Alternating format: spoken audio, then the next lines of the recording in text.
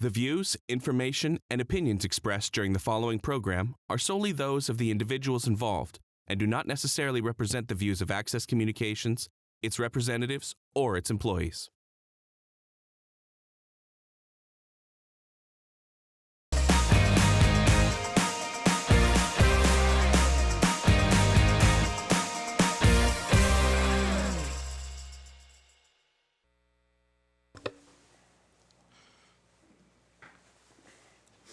Good evening, everyone, and welcome to the regular meeting of the Weyburn City Council, held in council chambers at 6 p.m. Monday, March 27th, 2023. Can I have the approval of the minutes of the regular council meeting and strategic planning and priorities meeting held March 13th, 2023? I'll make that motion, Your Worship. Second? I'll second that motion, Your Worship. Call the question. All in favor? Carried unanimously. Addition to the agenda. Your Worship, there's none from administration tonight. Council? Seeing none, we want to welcome Youth Council. Josh Weens here tonight, sitting at the tables. Also absent is Councillor Mickle, and there more about that later in the council meeting. There's no public hearings and notices, no declarations, proclamations, and petitions. There's no reports of standing committees at this time. The consent agenda, which includes the cash activity report, the water treatment plant, building department report for February. The water treatment plant report is for February. These will all be available on the website once moved. Do you have a motion, please? Your Worship, I'd like to make a motion that the items on the consent agenda be accepted as presented. Your Worship, I will second that motion. Any discussion? Seeing none, call the question. All in favor? Carried unanimously. Motions for groundwater monitoring at the landfill and lagoon. Director of Engineering, Wilkinson, please. Yes, thank you. So this would be for a 2023 to 2026 groundwater monitoring. So in accordance with the city's permit to operate an approved operations plan, a semi-annual groundwater monitoring and sampling program is required at the landfill. In 2022, the monitoring well network was expanded with 18 new monitoring wells, with some extending off-site for a total of 37, resulting in a large-scale sampling program. The results of the most recent sampling program are suggesting that the impacts are not fully delineated. Although the city is not required by the permit to operate a sewage works facility to conduct an annual groundwater monitoring program at the lagoon, the city still monitors the groundwater wells at both the diversion sewage lagoon and primary storage cell lagoon locations for due diligence purposes. So the 2023 budget hasn't allocated $62,000 for the groundwater monitoring and the lagoon groundwater monitoring combined. So since this is an annual operating expense, the request for proposal was issued as a 3-year contract from 2023 to 2026. On January 16th, the annual groundwater monitoring request for proposal was posted on SAS Tenders and the city website. Proposals were received by the city of Weyburn as of Monday, March 6th at 1 p.m., and a total of 19 proposals were received.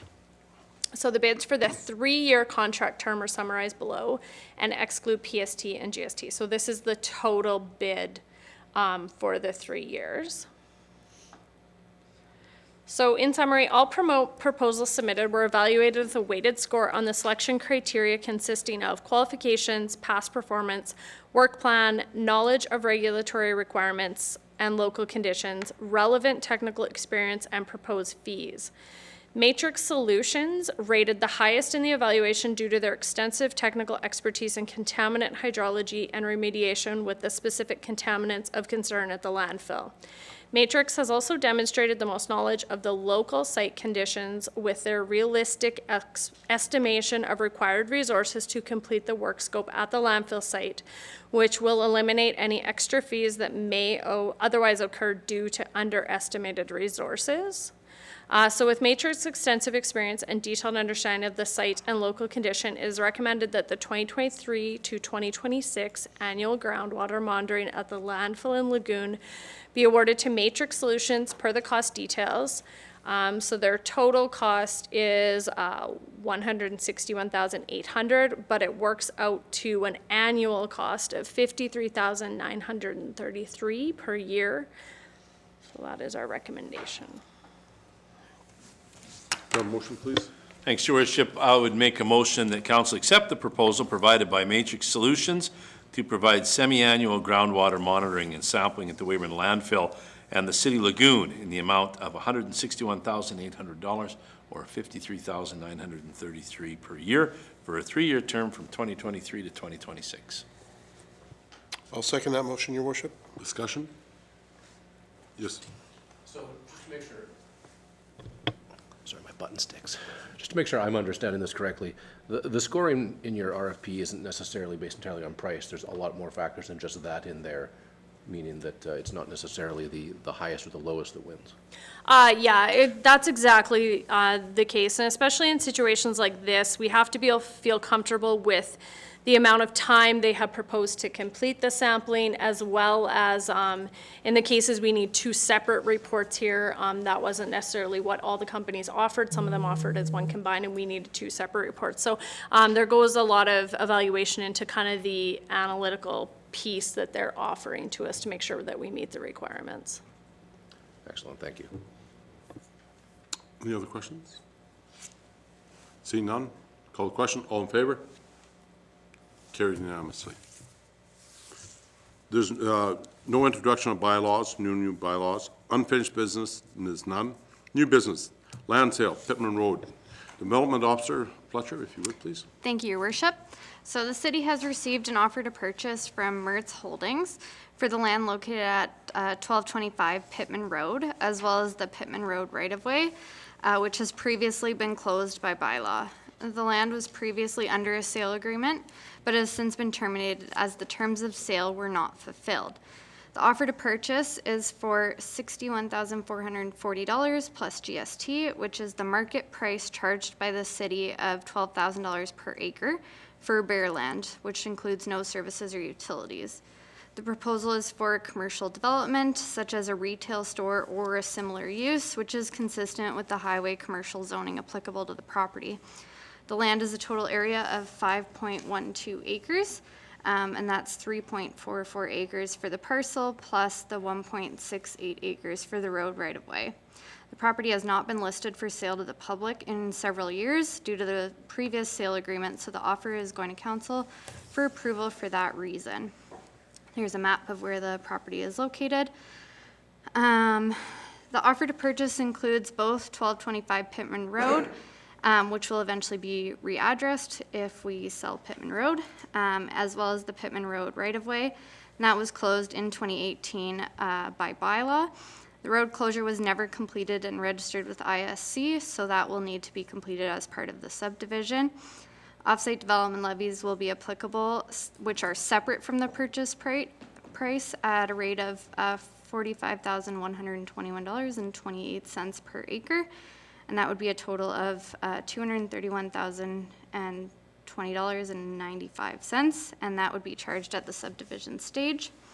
The sale will be contingent upon the following conditions: consolidation of the lot and road right-of-way through the plan of subdivision process, the development of the lands generally consistent with the development proposal within 2 years of the closing date of the agreement, the land is sold as is, where is, meaning any improvements or upgrades to roads, services, or utilities and other infrastructure will be at the cost of the purchaser. And the city's standard sale agreement conditions, including deposits, closing dates, etc., will be part of the agreement. So the council options tonight would be to approve the sale of Block B, 1225 Pittman Road, and the Pittman Road right-of-way to Mertz Holdings, Inc. for the purchase price offered of $61,440 plus applicable GST, and that the city clerk be authorized to sign said sale agreement. Or option number 2 would be to deny the sale, and the reasons for refusal would have to be provided.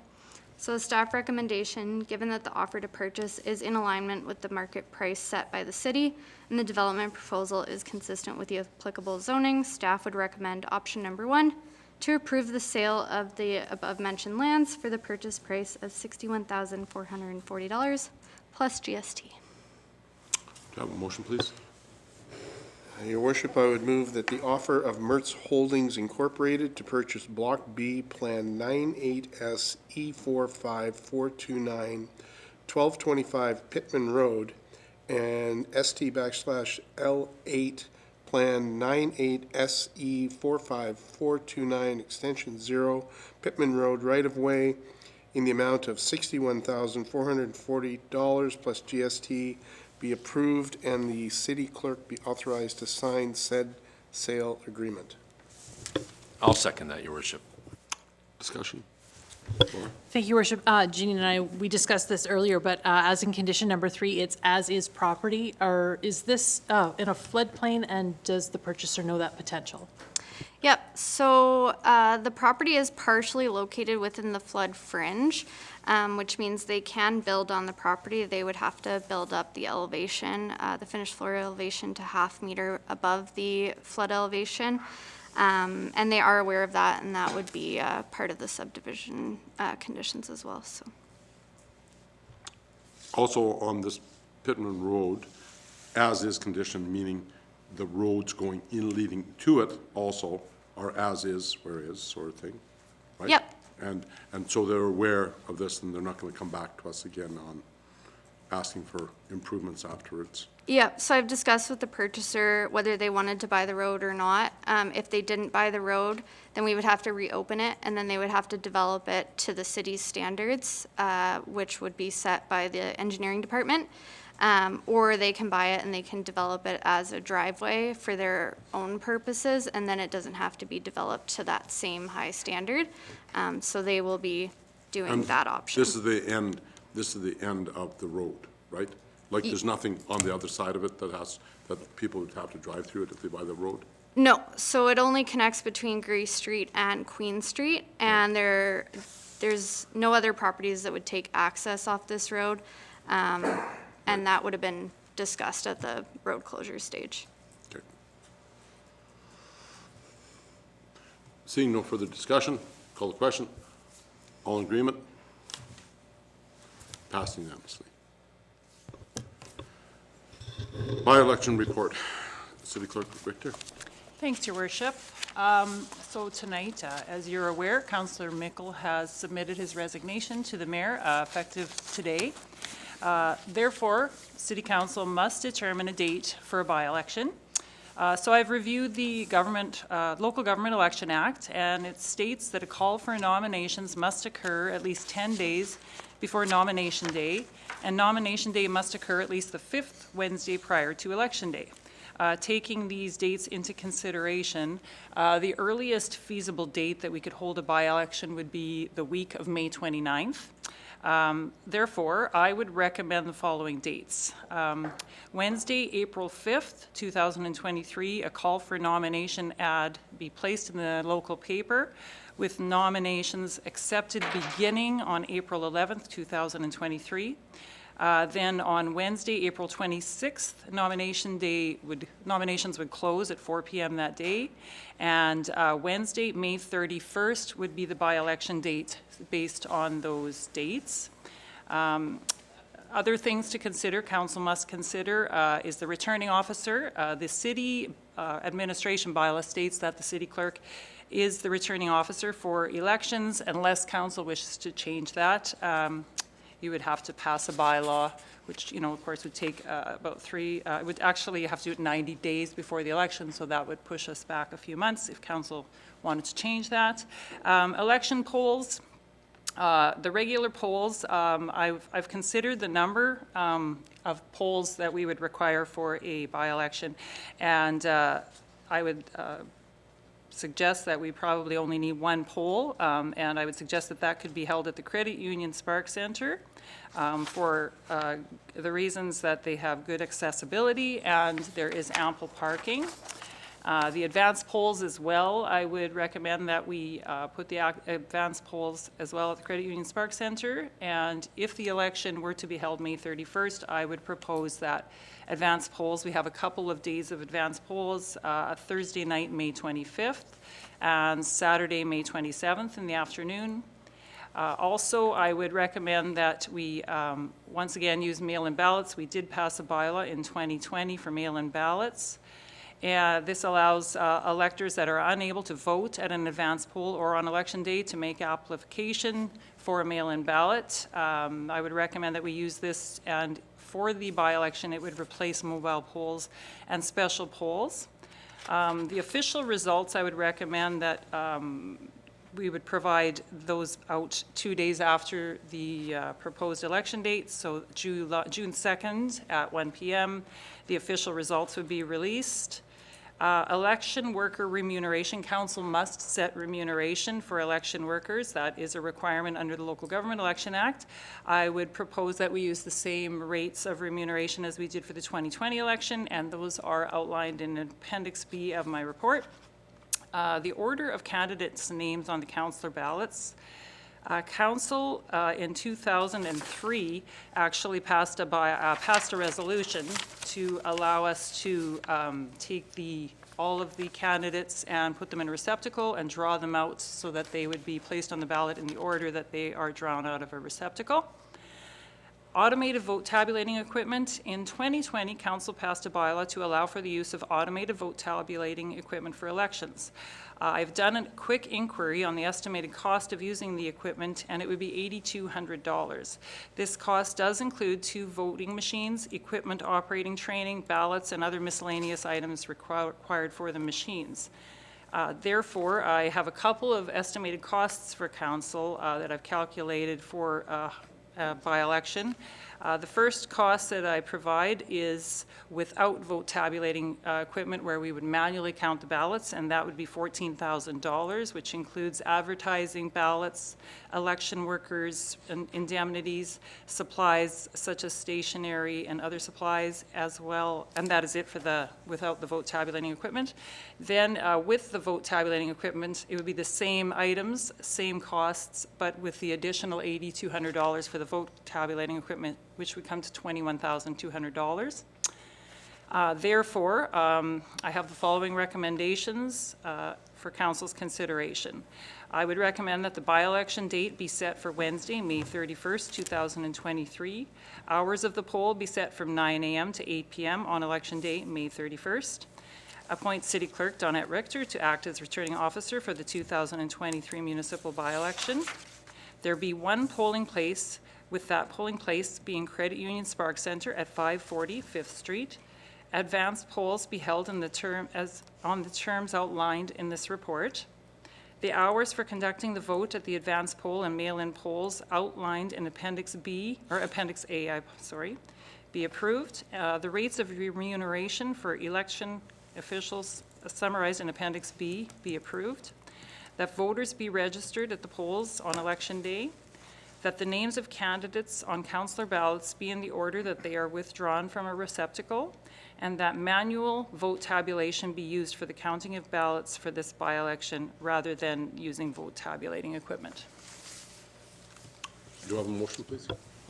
Your Worship, I'd like to make the motion that the recommendations of City Clerk Richter for the holding of the City of Weyburn by-election to fill the vacant seat of City Council be approved as follows. The by-election date be set for Wednesday, May the 31st, 2023. Hours of the poll be set from 9 a.m. to 8 p.m. on Election Day, May the 31st, 2023. That we appoint City Clerk Donette Richter to act as the returning officer for the 2023 municipal by-election. There will be 1 polling place, and that polling place shall be the Credit Union Spark Center at 540 5th Street Northeast. Advanced polls are to be held on the terms outlined in the report. The hours for conducting the vote at the advanced poll and the mail-in ballots be outlined in the election report be approved. The rates of the remuneration and for the election officials summarized in the election report be approved. That the voters be registered at the polls on election day. That the names of the candidates on the councillor ballots be in the order that they are withdrawn from a receptacle, and that the manual vote tabulation be used for the counting of ballots for the by-election. Your Worship, I would second that motion. Discussion? First off, I would like to say that we express gratitude to Councilor Mickle for all his dedication to the city and to the community through all the years that he has served with us. Second, nominations close what date? Nominations will close Wednesday, April 26th at 4 p.m. And then the other thing that I was going to ask, these mail-in ballots, they have to be received on election day, correct? That's correct. The latest you can make application to receive one is 4 p.m. the day prior to election. So if the election's on May 31st, you must make application for a mail-in ballot by 4 p.m. on May 30th, and we must receive the ballot, completed ballot by 8 p.m. on election day to be counted. Right, and so if you're dropping it in, mail-in does also includes just dropping it off at the They City can Hall. physically bring it right to City Hall that day Doesn't by mean just 8 dropping p.m. it in the mailbox. Right. Right, but it has to be in City Hall by 8 p.m. election day. That's correct.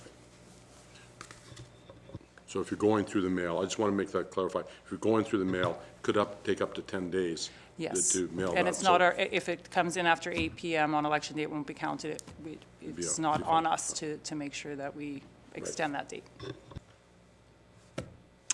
Further questions? That being said, all in favor? Passed unanimously. By-election has been declared, and like I said, nominations closed April 26th, opened April 11th. April 11th, yeah. April 11th to the 26th, and you can come down and see our city clerk for nomination packages, and then election date is 31st of May. Spark Center. Correct. I guess that kind of is part of the inquiries and announcements too, that there. Is there any other inquiries and announcements? Laura? Thank you, Your Worship. I'd like to take this opportunity to congratulate the 3 winners of the James Weir Award this year, Malia Brackpool, Sheila Ronson, and Crystal Glowatsky. Their work was showcased at the Weyburn Art Gallery for the last couple of months, and they received their awards last week, so congratulations to our artists. And I encourage everyone to head out to the Weyburn Art Gallery on Thursday night for the opening of Vicissitude. It's a really neat installation. I got to have a sneak peek today, and I think it's going to be wonderful. So if you'd missed it on Thursday, it's going to be at the Art Gallery for a couple of months, so everybody should head down to the Spark Center. Mr. Van Betju? Yes, Your Worship, if I can take a moment here to just thank you to Councillor Mickle. Yes, go ahead. I would like to thank Councillor Mickle for his 22 years of service and dedication for the citizens of Weyburn. Ever since moving to Weyburn, he became involved in the community, served on the local school board for many years, and then elected an official on city council. In the 10 years I've been on council, there has been no one that has sought out and voiced the concerns of citizens of Weyburn and brought to the council chambers for deliberation. These will be very large shoes to fill. Councillor Mickle, a resident that gets involved, participates, and promotes the community of Weyburn for the betterment of his family's life and for all of us who live in Weyburn. He is a great example for many of us to model after. Thanks again, Dick. Maybe we'll see you in this chair sometime in the future. Any further comments? Queries? Just again to the city crews that this is kind of maybe on my part, my area was affected by a water main break. They had a frost was very deep. The city crews worked very diligently to provide 18 houses back with water again within 2 days' time. It took 2 days' time, but thanks, Jen, to the city water department. We have been quite fortunate. I don't want to say that because we've only had one. That was only one break, but hopefully won't have any more. And that, but again, thank you to the crews because from our whole neighborhood, they wanted to thank the City Works for bringing water back to us again, and it really showed how vital water is when you're without water for 2 days. How vital water is really to the city, and power, and all the utilities that we receive here, power and gas. There's no more notice of motions. There's no more inquiries and announcements. So the notice of motion. There's no notice of motions, and so with that, I'll just call this meeting adjourned. Thank you.